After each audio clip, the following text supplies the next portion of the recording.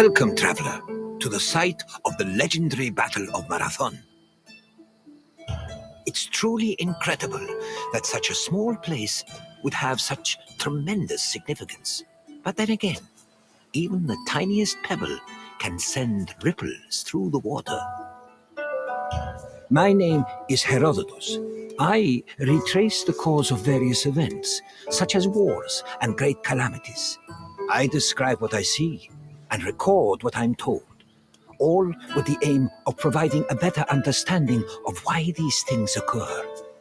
Look for me to introduce you to many sites. Marathon was the location of one of the greatest battles in Greek history. It was here where Athenians made a stand against the might of an imposing Persian fleet. Your visit will take you through the causes of the conflict, the battle itself, and its far-reaching consequences. I will see you again once you're through. Farewell for now.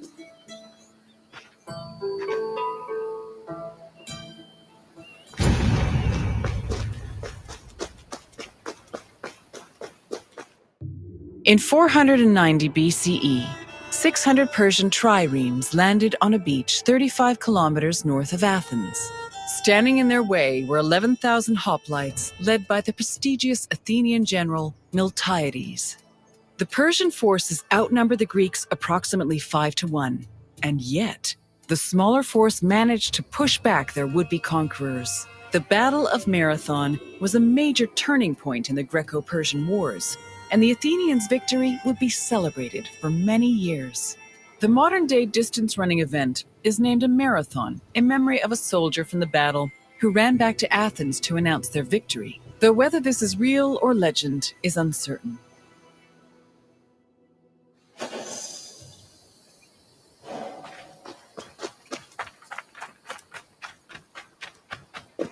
The Persians wanted to invade Greece in part due to its rich silver mines. In 545 BCE, they came closer to this goal after their victory over Croesus, the king of Lydia. The victory forced some Greek populations in Asia Minor to surrender and gave the Persians a solid foothold to carry out a large-scale invasion. In 494 BCE, the city of Miletus revolted against its Persian rulers. They were aided by Athens and the nearby city of Eretria, and even burned down an important Persian temple. The Persian king Darius was enraged by their sacrilege, and in 491 BCE sent messengers to the Greek cities demanding their submission. Athens and Sparta killed the Persian messengers, goading Darius to invade. The Persians began their attacks, first capturing the city of Naxos and enslaving its inhabitants, then taking the city of Eretria. Filled with confidence from their string of victories, the Persians set their sights on Athens.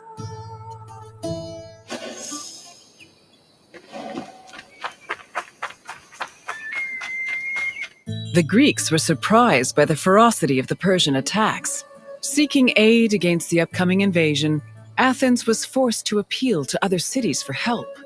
In a surprising move, they asked for aid from Sparta, known for having the strongest army in Greece. The Spartans agreed to the request, but they were unable to send reinforcements in time due to the religious feast of Apollo Karneos, which forbade them from leaving their city until the next full moon. The only extra help Athens managed to acquire was from the small Boeotian city of Plataea, which sent an additional 1,000 hoplites. This was the first time in Greek history that their entire civilization was under attack from an external invader. Despite sharing the same language and same religion, Greek city-states had often warred amongst themselves. The Persian invasion was the first time they realized the necessity of collective action to ensure their survival.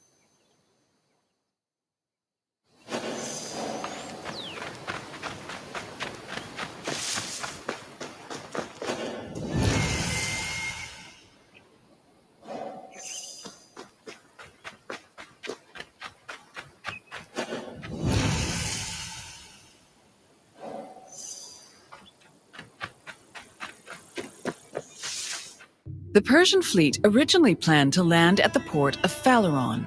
However, the exiled Athenian tyrant Hippias who sided with the Persians, advised them to land at Marathon instead, where it would be easier to deploy cavalry. The Athenians were unaware of the Persian battle plans and left Marathon undefended.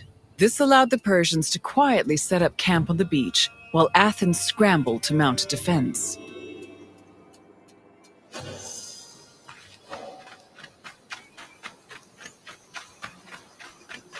The Persians' overwhelming numerical superiority forced the Athenians to get creative with their defensive strategy. The city sent 10,000 hoplites, along with the extra 1,000 Plataean reinforcements, to a hill located above the Persian encampment. Once in position, Athenians had to decide whether to wait for the Persians to attack or to strike them first. Athens' strategists believed the former option was better, but the general Miltiades believed a first strike was more advantageous, as the Persians had their backs to the sea. In the end, Miltiades' opinion prevailed, and the Greeks made their move.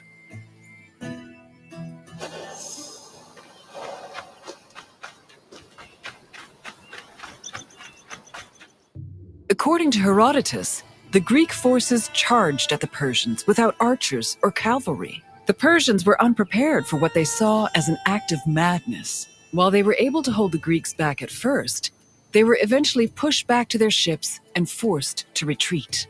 The Persians suffered heavy losses during the battle, with approximately 6,400 casualties. The Athenians, on the other hand, only lost 192 soldiers.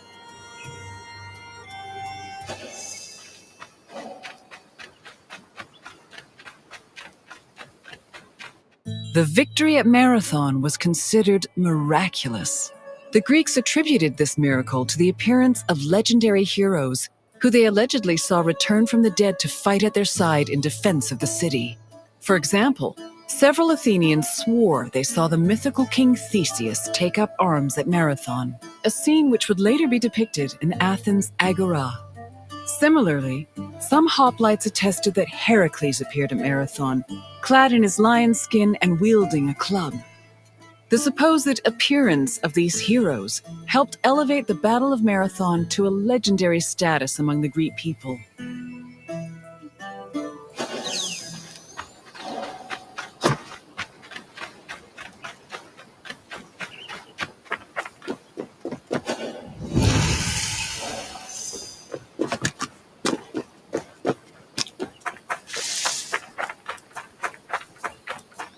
After the Persians fled Marathon, they tried to invade Athens by way of the Bay of Phaleron.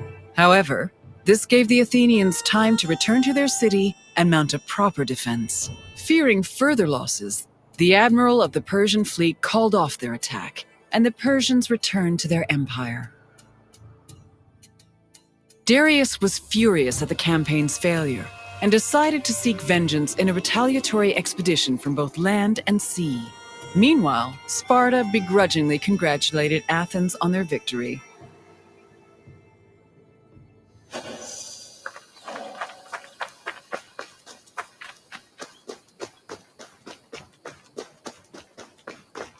The victory at Marathon marked the beginning of a new era for Athens. According to Herodotus, Athens' success at pushing back the Persians ranked them first in the ongoing competition between the Greek city-states. The Athenians immortalized their prestige by erecting monuments in both their own city and in Delphi. The Battle of Marathon was also perceived as a blow against tyranny. Tyranny went from being perceived as a simple flaw in authoritarian excess to major treason against the homeland, a sin that rulers would take great pains to avoid being accused of. This helped consolidate the institution of democracy for the next 2 centuries.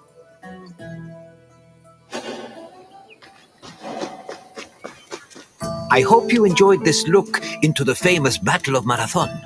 It was not only a major turning point in the history of Athens, but also for all of Greece. Its repercussions would be felt for many years to come. Is there anything else you'd like to do? Of course. Let's start with a simple question. Which Athenian general led the Greek forces at Marathon?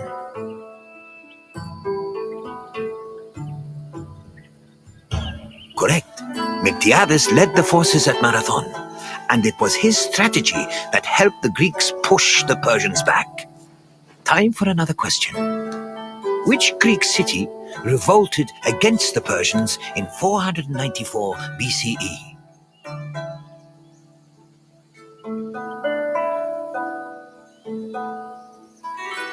No, I'm afraid Naxos was taken by the Persian fleet on their way to Athens. Try another answer. Correct. Miletus revolted against Persian rule with support from both Athens and Eretria. One more question. Which other Greek city aided Athens at Marathon?